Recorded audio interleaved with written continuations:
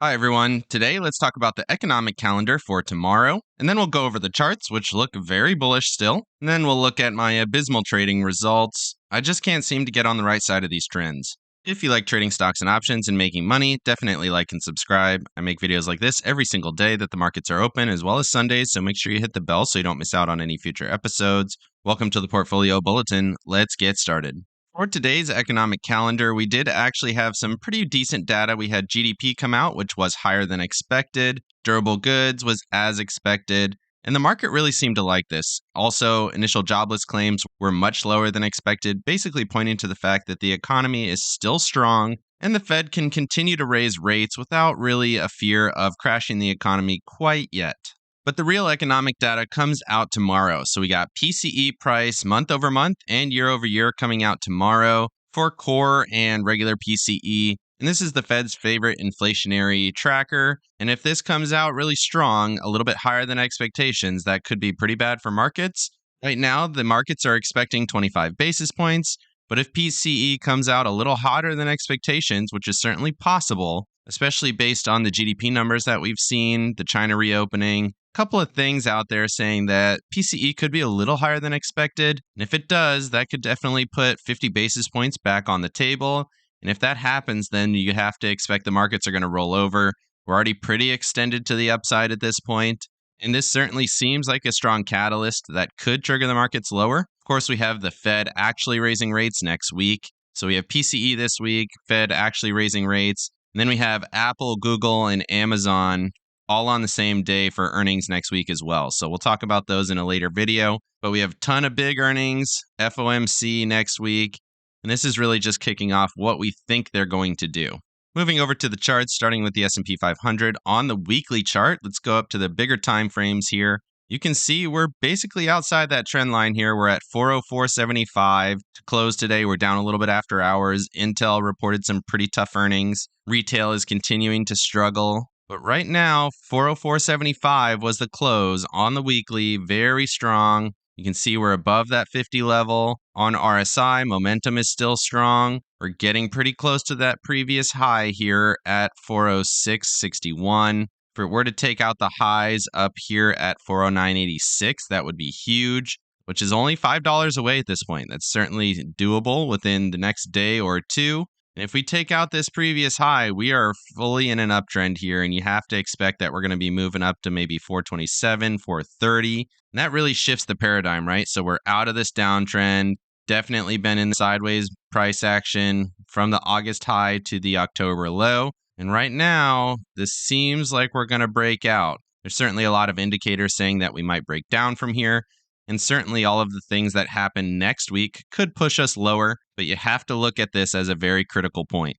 Looking at the shorter time frames just for a moment, the 15 and the 1 hour, you can see we gapped up, came down, tagged the high of day yesterday, and then rallied throughout the session, basically from the 10 o'clock candle on up into the close. Got very close to 405 there for a second. Couldn't quite get there, 404.75, so big rally on the day. You can see we did fade a little bit on momentum on the 15-minute, and we did fade on the hourly as well. We're definitely extended. You can see we almost got to overbought conditions here on the hourly. And looking at the 4 hour, we were just a hair off of overbought conditions as well at the close. We did get a slightly higher RSI read on that 4 hour candle than we did going back to the 7 o'clock candle on Monday. So no divergence quite yet. Still looks strong. The rally is intact. Of course, you can say we are at resistance based on this up move. You might want to wait for a down move, maybe back to the previous high, 401, maybe even a retest of support down at 397 on the longer time frames. But right now, everything is still intact to the upside. Moving over to the 5-minute and the 15 on the NASDAQ, you can see we are pretty well within this channel here. We're at resistance. We did get to overbought conditions once again on the 15-minute chart as well as the 5-minute chart. Throughout the day, we rallied higher. Basically, the 21 EMA here on the 5-minute chart held the rally throughout the session.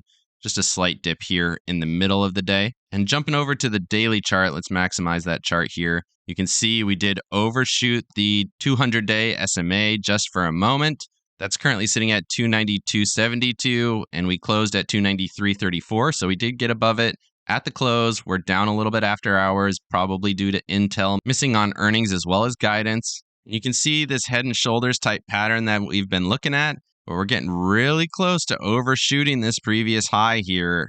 Again, if that does happen, we have a solid double bottom in. And if we take out resistance here and get above the 200 on the daily chart, you have to assume that we're moving into a bullish pattern and that we are going to be going higher, at least in the short term. Like I said, there's a huge amount of really large news next week, so you do have to be careful for that. But right now, we're in this bullish pattern. We're at resistance, but certainly still intact. Moving over to the Russell and the Dow on the 4-hour, you can see on the Dow, we're basically at that major trend line of resistance. It's sitting at 339, about $1 higher than we are right now. You could expect to tag that tomorrow, and we'll see if we get that resistance or not. And then at the Russell, we're at previous resistance as well. You can see we're at the highs going back to 1 December as well as 5 December. So we're at that previous high at the 188 level that we talked about yesterday. We did overshoot that early in the session up to 109.60, 109.70. And then we did get rejection, but did rally back most of that rejection. Again, right now, still bullish. You can kind of call this a rising wedge here on the Russell. It does seem to be slowing down in strength. The Dow still looks fairly strong. Got a bigger retest and has been moving up slowly, not quite as aggressive as the NASDAQ or the SPY.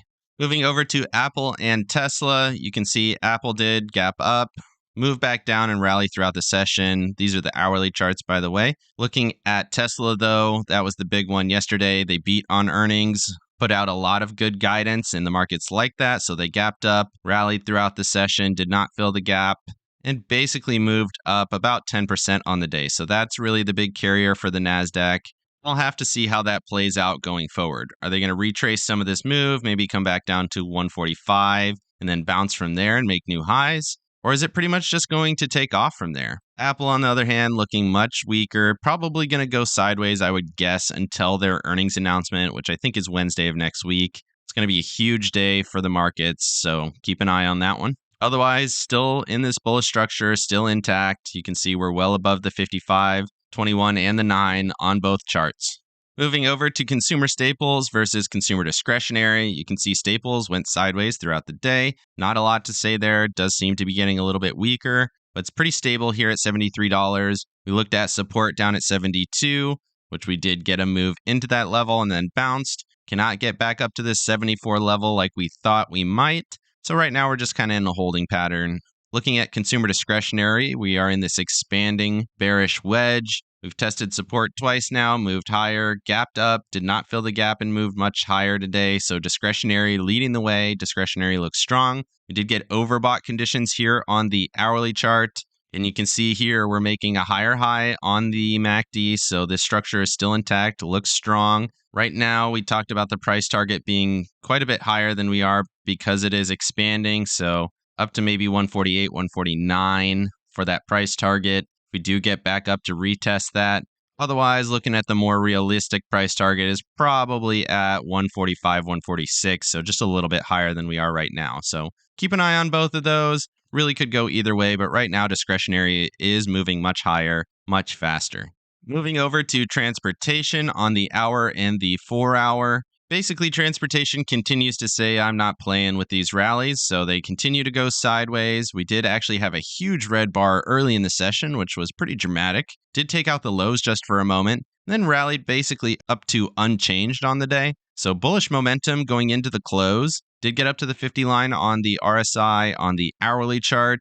But you can see on the 4-hour here, we are continuing with this downtrend in terms of strength. MACD on the 4-hour, not giving you a lot to deal with. You can see momentum on the EMAs on the MACD, though, is continuing to the downside. So this is bearish. Might get one more upswing before we get that continuation to the downside. But right now, transportation continues to say that we're going to break down. We do have a double top here that continues to hold, but we haven't quite broken down below that midpoint yet.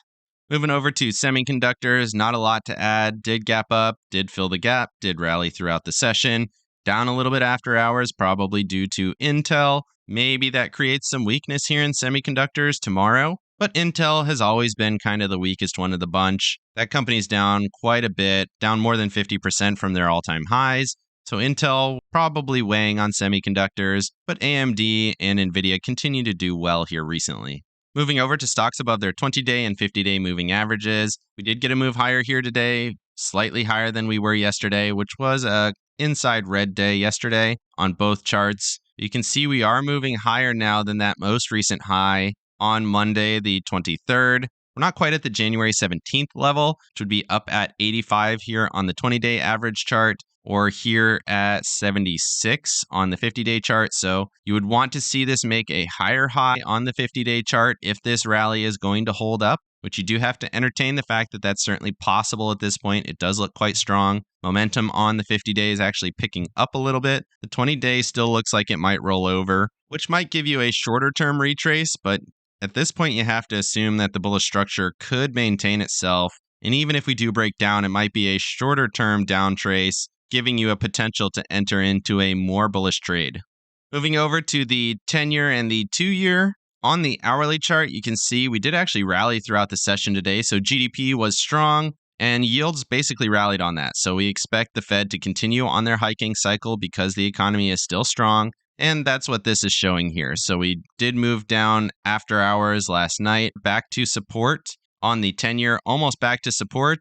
And then we're getting towards that resistance up here at 3.56. So that would be interesting if we did break out from this zone that we've been in. That would be pretty bearish for stocks. And then up here, we're looking at 424 basically is the high point. You have to expect we're going to get up to there, at least in the short term, especially once we get that actual 25 basis point hike next week. Looking at the dollar, again, not a lot to say here. We did move slightly lower than that previous low going back to Monday. So did make some new lows here, but rallied really quickly. Got back above the 102 level, did test the 200 SMA on the hourly chart and the 55 EMA on the 4-hour. Did quickly get rejected from there and then move significantly lower, actually below that trend line. So this still looks bearish. At this point, you would have to assume that this is a strong rejection. And you would be looking for a move below this previous low at 101.50, 101.58, somewhere in that zone. If we do take out that level tomorrow, you should be expecting stocks to move higher.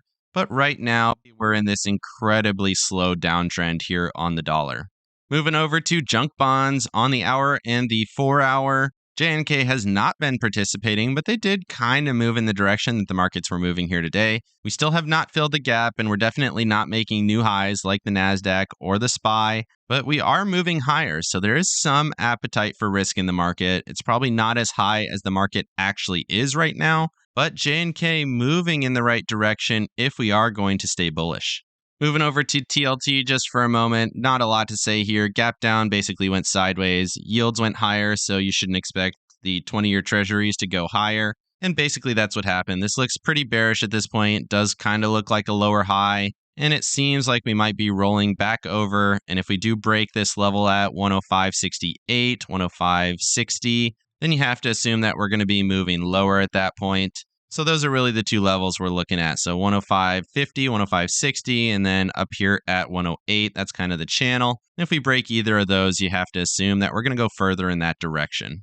Moving over to the VIX, not a lot to say here. We did rally slightly in the early morning session with that down move. Did not get the big spike like we thought that we might, and then we sold off throughout the session back down to the previous low from Wednesday the 18th. And if we do get back down to that 18 level going back to Friday the 13th, that would be a pretty substantial move. I would like to see support at that level. I am still slightly bearish, even though everything is in a bullish structure. So you do have to trade the ticker. Do not fight the tape. So we're in a bullish structure. You should still be trading to the bullish side. And we've talked about this a lot, though. Everything is pretty extended. The usual players are not going with the market, like JNK or transportation, so do be wary of that. But right now, everything is still in a bullish structure, and the VIX is moving down, so you should expect that prices will go higher, at least in the short term. Moving over to my accounts, this was just a dumpster fire of trading. I really need to relook my system.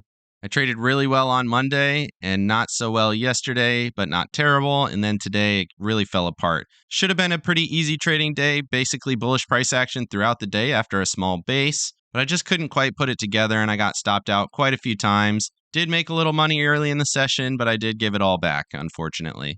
Overall, tomorrow you have to be bullish. We are down a little bit here after hours because of earnings. And then PCE is probably going to give us that clear direction. If PCE is lighter than expected, you should expect markets to rally. And if PCE comes in a little bit hot, it could certainly tank the markets pretty aggressively and put 50 basis points from the Fed back on the table. Right now, Fed futures are saying that 50 basis points is not really on the table. 25 basis points is at like 95% probability. And if we do get that 25 basis points, you have to assume that markets will probably move slightly higher from there. And if we do get 50 basis points, the markets will not like that and we will move lower. Let me know down in the comment section what you think of the markets and what you think inflation data is going to come out as tomorrow. Definitely like and subscribe if you got any value out of this video, and make sure you hit the bell so you don't miss out on any future episodes. I make this video every single day that the markets are open, as well as Sundays, so don't miss out on any future episodes. Of course, none of this is financial advice. This is all for entertainment purposes. Good luck in your trading and have a great day.